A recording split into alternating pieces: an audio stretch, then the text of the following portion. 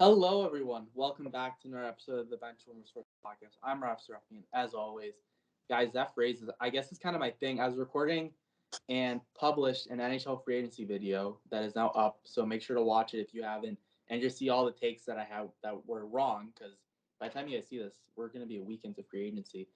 But nonetheless, I just realized, I say, as always, after every single time, we all know that it's you, Raffi. I don't know. Maybe one day it's not me all of a sudden. It's okay, what's going on? But I want to see how are you guys doing today? Another week has gone by. We're making some gains on YouTube and on TikTok overall. 69 followers on TikTok. Yeah. And some might say that was the biggest win of the week. But I don't know if you guys saw this, but Young Gravy, kind of known for being a fan of the Cougars, and he posted a TikTok, I believe it was last night, and he was like, I have to announce that I don't really care for football, but there's a team now that I'm rooting for. And he revealed it was the New York Jets. Let's just start there. Zach Wilson posting on Twitter a few years ago, Cougar Nation, which people thought meant going to BYU. But oh no. Oh no. Zach Wilson continuing to take W's. I just want to mention that when this was initially announced by his ex-girlfriend, I understand. I guess she was expecting people to be like, "How dare he? This is terrible, outrage." It has been. I love society. So there's a lot of stuff about society I don't like. The way things have gone with this whole story has been remarkable, boys. How are we feeling about this? Because this is why I love the internet. I guess I'll go first. I mean, look, as a Patriots fan, hate Zach Wilson with my guts. He's gonna be start seeing ghosts as Sam Darnold did sooner or later. But let the man chase his bag. What can I say? Much respect to him. I remember on draft night, the only thing that my friend and I talked about was how hot Zach Wilson's mom is. So I'm sure that replicates over to her friends as well. But I'll leave no further. I'll make no further comment as to just protect my future self for any damages that might come against me. Man, now I got to be a fan of two New York quarterbacks. This is gonna be interesting. I'm just waiting for Zach Wilson's MVP odds to just start to climb more and more. I wasn't able to find an article about that yet, but I'm really hoping that someone posts something where it's like Zach Wilson's MVP odds go up an astonishing amount. Because I mean, oh boy, I always was a fan of Stacey's Mom, the song, but now it just has a whole new meaning, and I'm.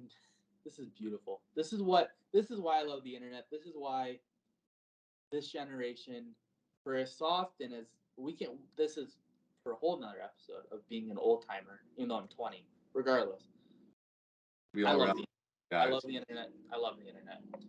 Let's Real, get in. real talk though. Zach Wilson has incredible talent. Oh yeah, no, absolutely. That's off He the chart. has a lot of. I mean, I feel like everyone says this, but he shows flashes, and like any player entering their second year who's shown flashes, potential breakout year for Zach Wilson. Yeah. I know Davian doesn't like that at all, and it's okay. Not Davian, gonna There's so happen. much more talent. Davian, I Not gonna know. happen. They said the same Davian, thing about Sam Darnold. Not gonna happen, man. I know the Patriots won those rings when you were 5, and now you're a Patriots fan. Because where are you from? California? I don't remember, but I'm it's okay, New Jersey. Davian.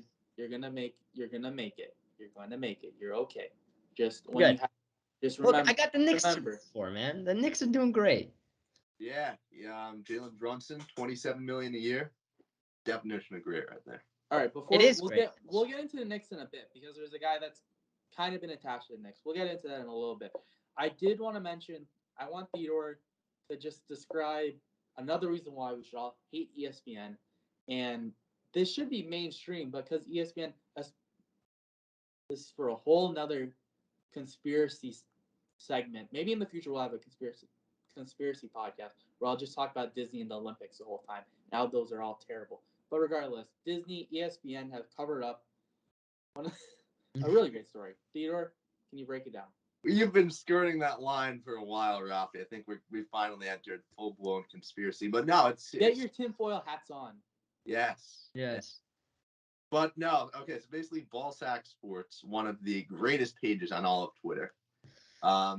If you don't know what they do, look them up. Basically, they post some of the best fake news out there. Other people have kind of started to follow them lately, but you can't match the original. Let me read off the tweet that they posted, a quote from John Morant. If you put Michael Jordan in today's game, he's just another superstar. You have me, Stephen Curry, Luka Doncic, Damian Lillard, Trae Young, and then guys like LeBron James, Kevin Durant, Giannis, Kawhi. It's not just about one superstar and a bunch of average guys. Now, first of all, with Ja said some outrageous stuff. If he actually said this, it wouldn't be surprising. Like, John Morant has one of the most overinflated egos I've ever seen, and this is coming from someone who is a diehard Chet Holmgren fan. But to be at ESPN and pick up the story on this fake tweet, by the way, they attributed the tweet to Bleacher Report, so just genius work on their part. But come on, like, how do you not have someone there fact checking? ESPN is on such a sharp decline. It's scary how far they've fallen lately. Theodore covered it on point. I got nothing else to say. Neither do I. I just think anytime that ESPN gets embarrassed and falls on their face about something, it's a good day, and Yeah, it's I love it. I love it so much. Another reason number like 5,300,002 of why I love the internet again. Just another classic meme moment that's just beautiful. My goodness, wait for an update on the Rachel Nichols story. I think we all are, right? Yeah, it's been a while. It's been a while. I followed her on Instagram. It's been pretty like, I don't know, low key from her side. Corner the content. What? What? No, I'm just saying like she hasn't been posting much or anything like that. So I'm interested in what's next with her. Obviously, yeah. Obviously. Okay, Damien, relax. But moving on, let's talk about a guy who was moved on from the Cleveland Browns, Baker Mayfield. You like that transition? You are on point with these today, Raffi. My transitions, if there's advanced stats in hockey where it's like your transmission from zone to zone, I feel like I would have the highest one if my podcasting related to hockey. I would have an efficiency of 100% by far. My transitions are that good. Did I say transmission earlier? You'll never know. Regardless, Baker Mayfield going to the Carolina Panthers. Finally, the return is a fourth or potentially a fifth round pick, depending on how much time Baker Mayfield plays. He's going to be dueling it out apparently for Sam Darnold, which is another way of saying Baker Mayfield is going to be the starting quarterback of the Carolina Panthers. Boys, your guys' thoughts? I like this addition for the Panthers. I also think the Panthers are. The Falcons don't have a quarterback, but we're gonna suck, and we've embraced the fact that we're gonna suck next year. We have some young pieces. We're gonna develop. The Panthers look like they're spinning tires and just keep thinking that like, okay, we just need to trade for a quarterback. It's not working. Stop doing it. Stop. You traded a second for Sam Darnold, and now you're trying like Baker Mayfield, much better than Sam Darnold. Just draft a quarterback. They've had a top 10 pick the past 2 years. Trade up or draft a quarterback. It's not that hard. You had Justin Fields a few 2 years ago. And we can talk all about it. How Justin Fields is going to get killed eventually. I hope he doesn't get killed, but the Bears' offensive line, he's going to retire early. But Andrew Luck's though. Yeah. First of all, let me remind you guys that Matt Corral is the best quarterback in this class. I said it back in April. I stand by that statement. The guy's incredible. He's going to be the future of the Carolina Panthers, most likely. But the present of this team could very well be a playoff berth. Look at the NFC. Look at the teams here. Like, I highly doubt the NFC East gets 2 teams in. I think if you guys have been listening for a while, you know that I'm not high on Kyler Murray at all. I think Arizona's going to fall off. Seattle's falling off, so that means you're probably only getting 2 teams from the NFC West in. And then look at the North. Like, Minnesota might make a push. Like, I really think Carolina is poised for a playoff berth because Baker Mayfield, for everything that people say about him, I think he's shown that he has excellent character. He can be a great leader in the right place. And talent-wise, he's good enough. Like, he can perform at, a top 15 level. Matt Rule, I think, has done a very good job of building up the defense. They've drafted some very solid pieces over the past couple of years. Carolina is a team to watch out for. They have a good defense, but it's like, I mean, you bring up a good point. Like, let's be honest here. Packers are going to make the playoffs next year. Tampa's going to make the playoffs next year. Rams, Niners. And then I'd make the argument that Philly and the Cowboys both make it. Obviously, they lose Amari Cooper, but we'll get into it once we get closer and closer to the NFL season about who's who. But then you have like the middle zone of like there's going to be a 6-7 seed like last year with Washington. No, like Philly. Sorry, last year. Yeah. That's just gonna be like, hi, I'm here, and then bam, they're just gonna get knocked out of the park. That's another reference to what we're going to later. Regardless, whoever gets that 7 or 6 seed is gonna get absolutely smacked this upcoming season in the NFC. I just think at this point, the Panthers, you just need to draft a quarterback. Stop playing with yourself. They just drafted a quarterback. An actual quarterback. Okay. Matt Corral is the guy. No, what? They drafted a quarterback. Let this guy at least show something. Let me rephrase that statement. Draft a quarterback with one of your top 10 picks in the past 2 years. They should have done that. There's nobody to draft Matt this Corral. past year. Look, You shouldn't have taken Matt Corral in the first round. But the past 2 years, they've had chances to take good quarterbacks that were available, and they just decided to not take one because I'm more frustrated about the Sam Darnold and the Cam Newton situation and the PJ Walker conundrum. That's what frustrates me. I like Baker Mayfield. I think he's going to be fine in Carolina. But it's just like, if this doesn't work, Matt Rule is going to get fired. And the Panthers are just spinning tires. Matt Corral is a raw prospect. I think we all can. He is raw. He needs to develop. He still has stuff to work on. All this stuff about, he's a system. I don't want to hear. Don't want to hear anything about the system quarterback. Tom Brady apparently was a system quarterback, and he won 6 Super Bowls. I'm not going to even start diving into that whole tangent. But regardless, I don't care. I just am frustrated. I'm not even a Panther. I'm a Falcons fan, and I'm getting annoyed by That's the point. You're a Falcons fan. Yeah, Raffi, you bring up all these points about, draft a quarterback, and then you just brought up Justin Fields a minute ago, who's getting killed in Chicago. They're doing everything right. They're drafting a good defense. They just took Ekwonu, who, by the way, the Giants got the better tackle, but regardless, he's going to be a stud most likely. Like, they're doing it inside out. Imagine if McCaffrey's back, which who knows? Lord knows I'm not drafting him. Fingers crossed. He could be.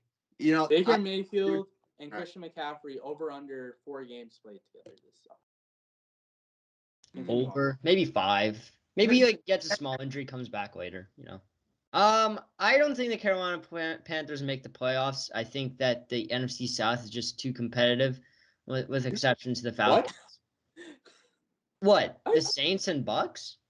Yeah, I'm high on the Saints. You guys. I'm high on the Saints. I'm high on the Buccaneers. I don't see why. Is Jameis Winston their quarterback still? Yes. Yes. Jameis Winston, Taysom Hill. That's a package right there. And then you got Alvin Kamara in the backfield. You got Michael Thomas coming back. You have these studs coming back. Well, Thomas came back last year, I think, at the end of the season. No, he sat out the whole year. Oh, did he? Okay, I wasn't sure. I do wonder if he does request a trade at some point this past season, this upcoming season. It's not NBA. It's not the NBA. I don't think he will. We'll see. We'll see what happens. Well, this is the same league that Antonio Brown decided to quit at halftime or just throw on a whole performance in the second quarter. So who really knows what's going to go? Sure. I really hope Antonio Brown is not the standard that we judge players on now. Yeah. I think that he's still an exception, but who knows? I mean, that guy was. Hey, Le'Veon Bell's boxing. He's retired to pursue a professional boxing career. So I respect it against Adrian Peterson. That's gonna be very interesting. Also, I just want to throw it out there before we change subjects. Todd Gurley. Forgot he existed. Where is he right now? Is he still a free agent? Yes. Ah. I just wanted to mention that because I'm longtime Falcons legend, and by Falcons I mean 1 year, and he was not. Did he get arthritis or something in his knee? Yep.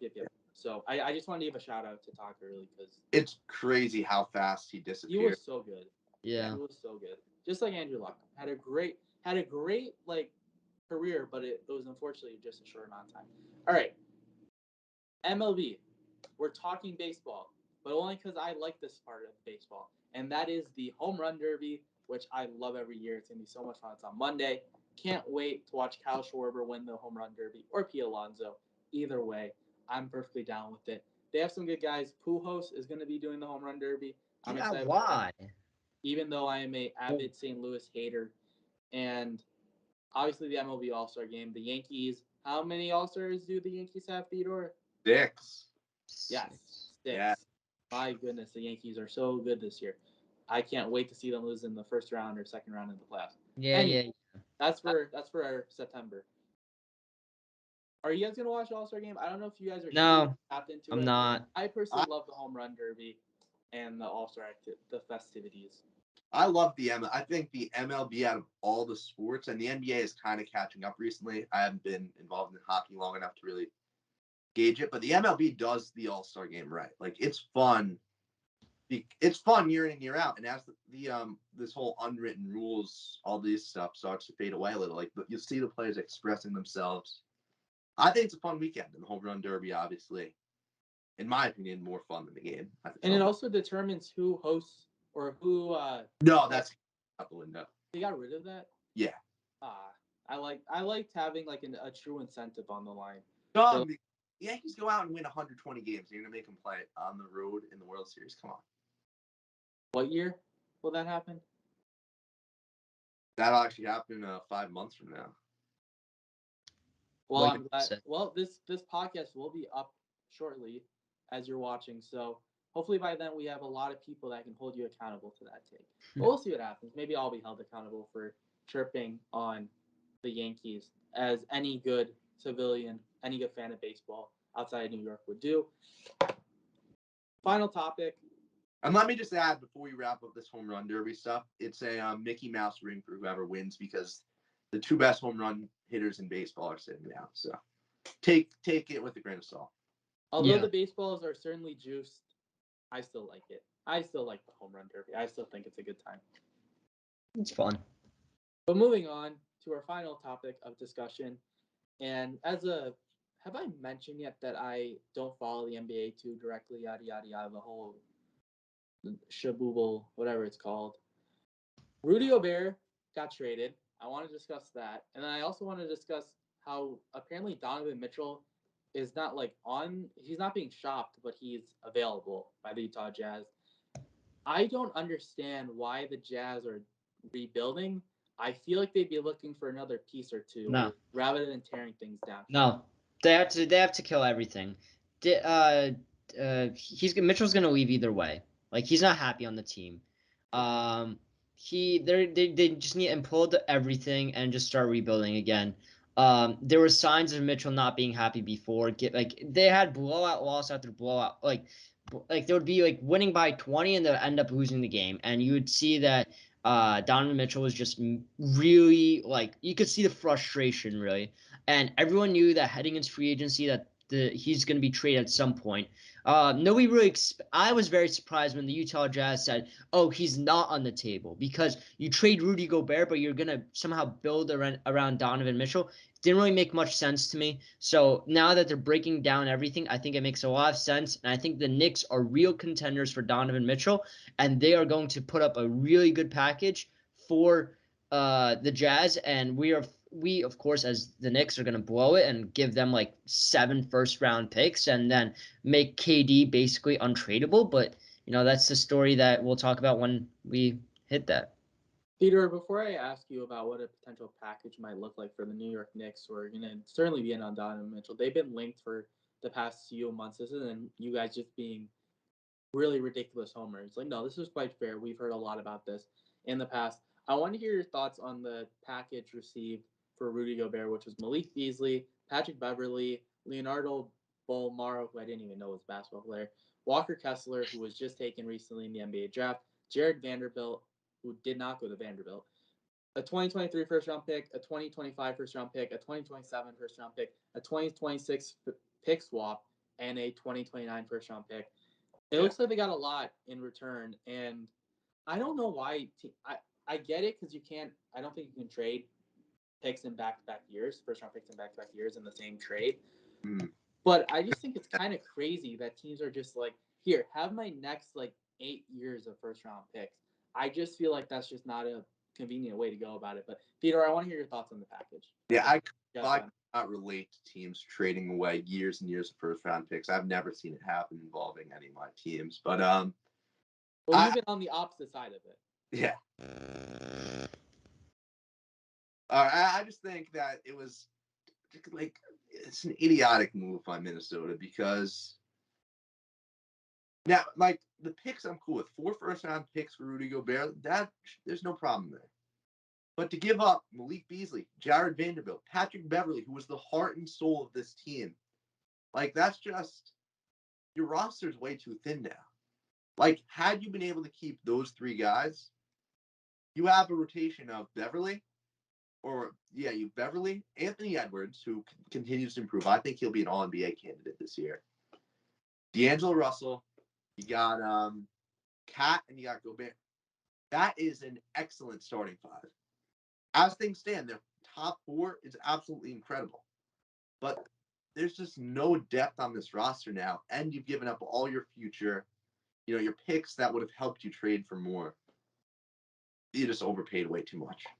I think this kind of relates to the concept of opportunity cost, and we've seen this a lot in the NBA, especially with guys like Anthony Davis acquiring James Harden with the Nets, Kyrie as well, where you can either have a very deep roster where you can go run a 10, 11, 12-man team, and you have guys that consistently throughout the lineup can take minutes and play really well in their respective roles in that limited time. Or you can have a high-end – I'd say Rudy Gobert is a high-end player, I believe. Yes. By base knowledge, he's one of the best defensive players in the league. So you can either have this or you can have decent. And as a whole, and if you guys follow our TikTok, which you should, shameless plug, you'll know that I am very against trading the whole farm for a player. I think it always backfires. It doesn't work out. Look at the Nets the first time around.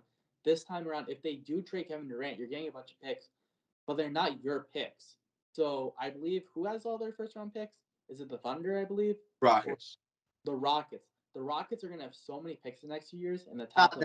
And protections are just so wild now. But you're still going to have a decent. You're going to eventually have some high-end picks in all likelihood for some of these guys that they acquired in return for James Harden, etc.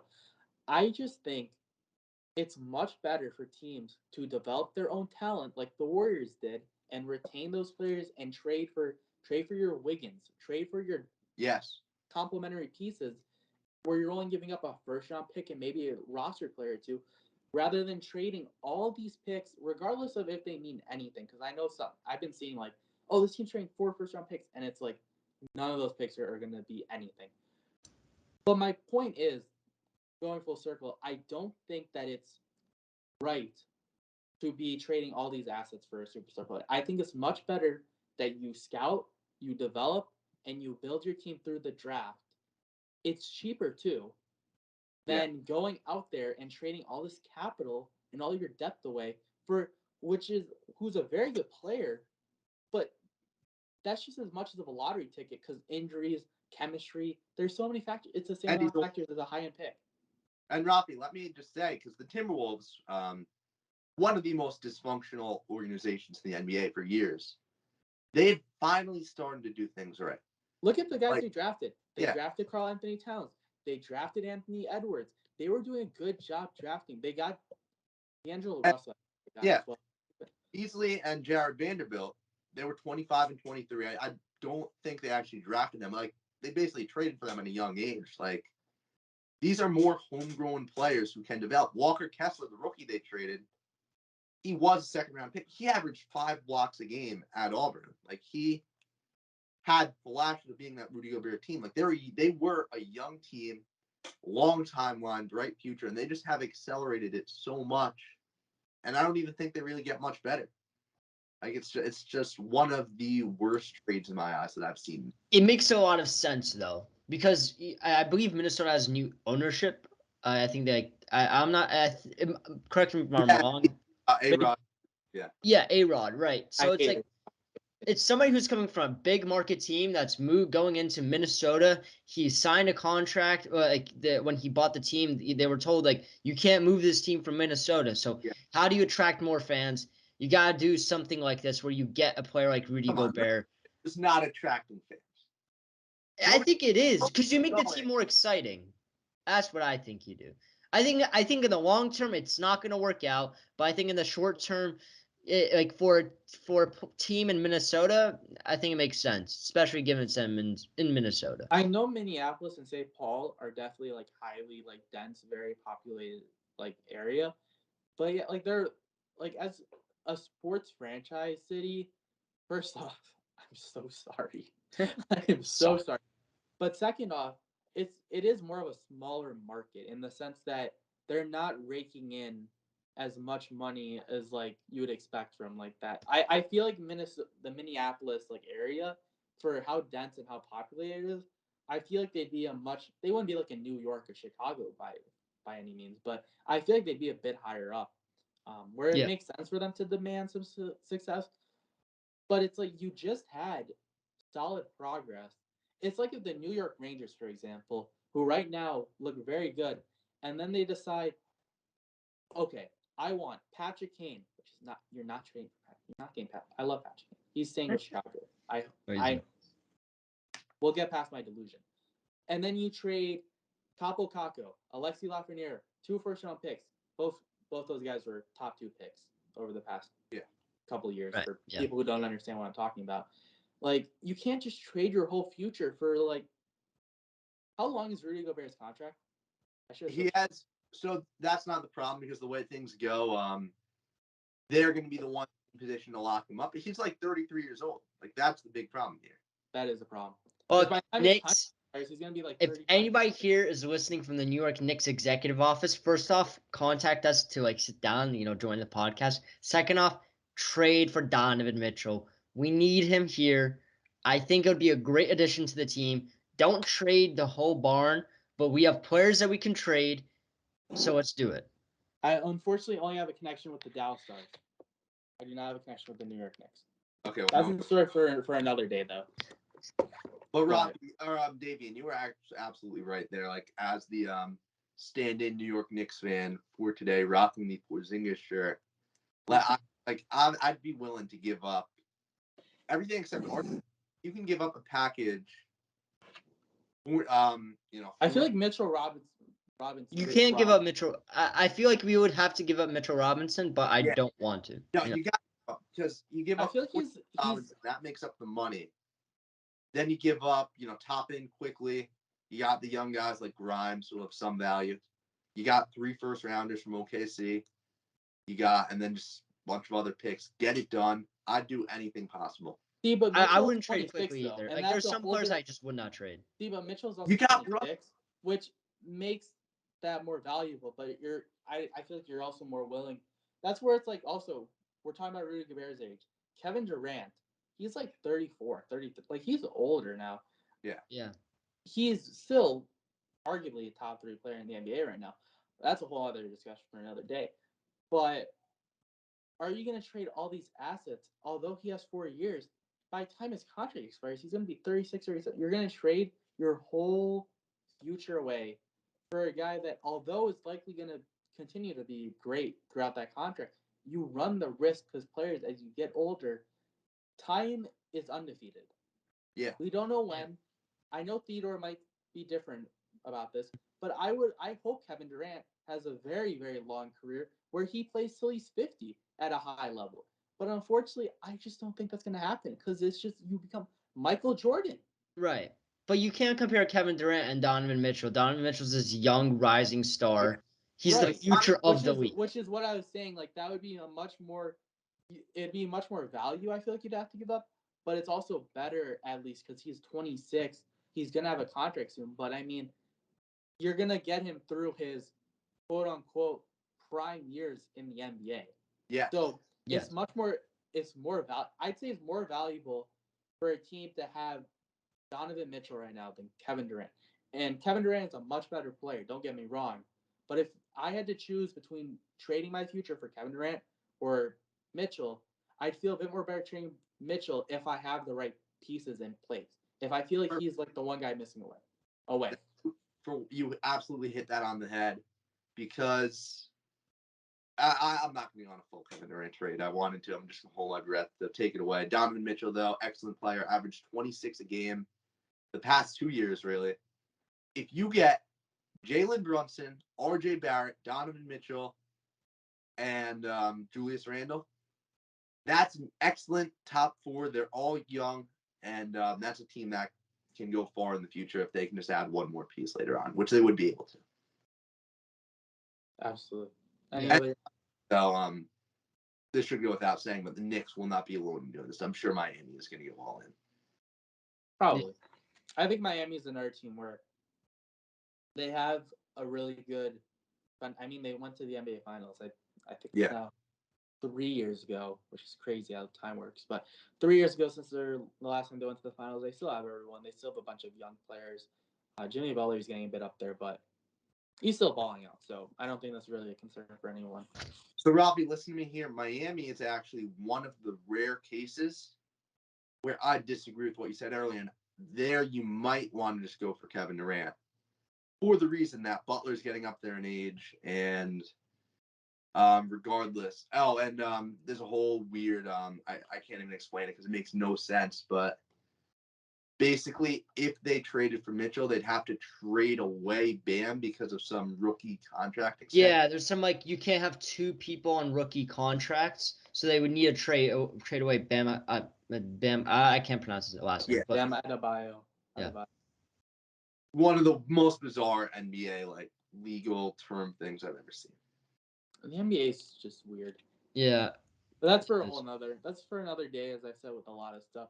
Yes. But I think that's a good place to wrap up the podcast. So we hope you enjoyed.